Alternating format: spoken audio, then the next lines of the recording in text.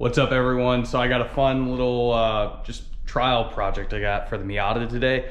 My buddy Tim, he's got a really cool Ford Escort that he races in autocross. Anyway, he has some 15 by 10 ET25 wheels that we're gonna try fitting on my EcoBoost Miata. I'm gonna have some different wheel setups for this 2023 season. Probably gonna go with a 15 by 10. There's a new tire coming to the market, or kind of in the talks right now. It's a 285/30/15. If you want more information, reach out to me. But I am potentially gonna be doing some tire testing with this exact car. So if that's gonna happen, I wanna test my 15 or some 15 by 10s before I order it. That way I can at least know when I'm gonna have to clearance. So let's go get those wheels and we'll get started getting them installed. We got some 15 by 10 6 ULs. These come from 949 Racing. As you can see, Tim runs some 275/35/15 Hoosier A7s on his Escort, at least up on the front.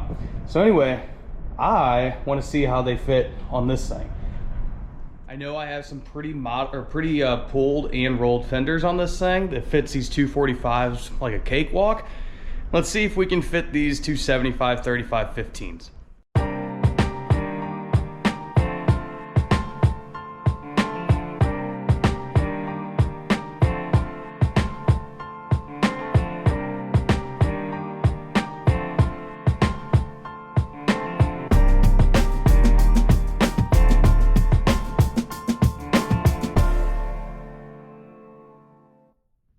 Look at that difference. That's awesome.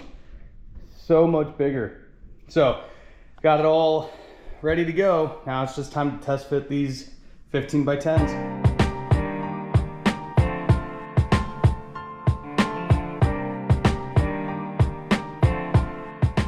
Here we go. These are big. Oh my God.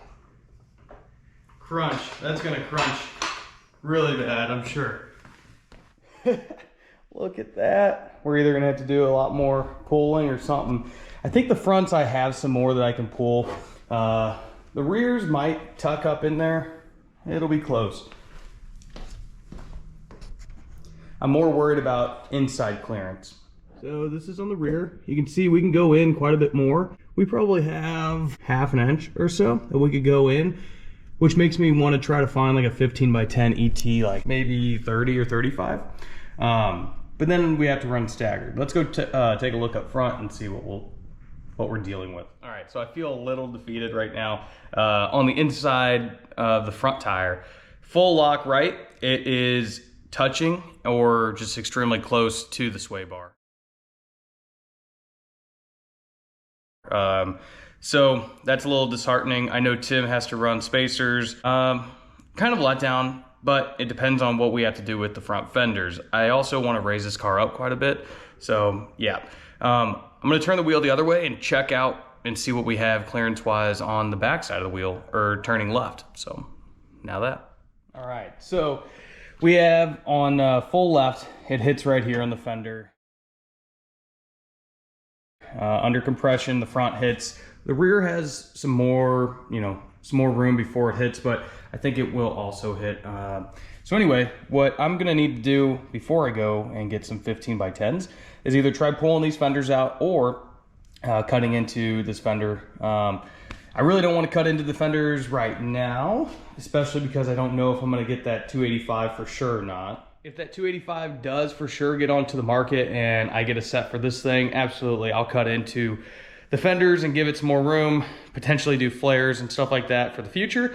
But I think right now, I'm still gonna wanna do the 15 by 10s just because we have a wheel company that wants to work with us pretty good on pricing. So that's super good. But with that being said, I don't know if I wanna make the cut right now and do all the work as the car sits without knowing if I'm gonna have tires. I think I'm committed to doing the work once I get the tires in my possession and clearancing when those get here, if that makes sense.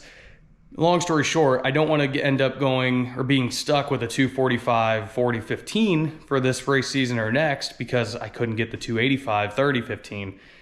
If I get stuck with another 245, for one, it'll be more optimal on a 15 by 10 like this, and I think it'll fit fine. I wouldn't have to do anything. But if I go to the 285, then we start having some issues. So I want to thank Tim for letting me test fit his wheels on here. Thanks, Tim. And that's that. So pretty short video overall. Just wanted to see how those would fit. We got our answers. Like I said, in the rear, I figured out that we can go more inboard. On the fronts, if anything, we need to come outboard, maybe like a 3 or 5 millimeter spacer for the sway bar. And then just worry about some fender clearancing up here. Thanks, guys. Make sure you like, comment, subscribe, and keep up with the channel. Oh, one thing I forgot to tell you, and I'll talk a little bit more about it in the next video, is the dyno's coming up. Sometime in February, this car is going on ethanol, so that should be pretty exciting. Thanks, guys.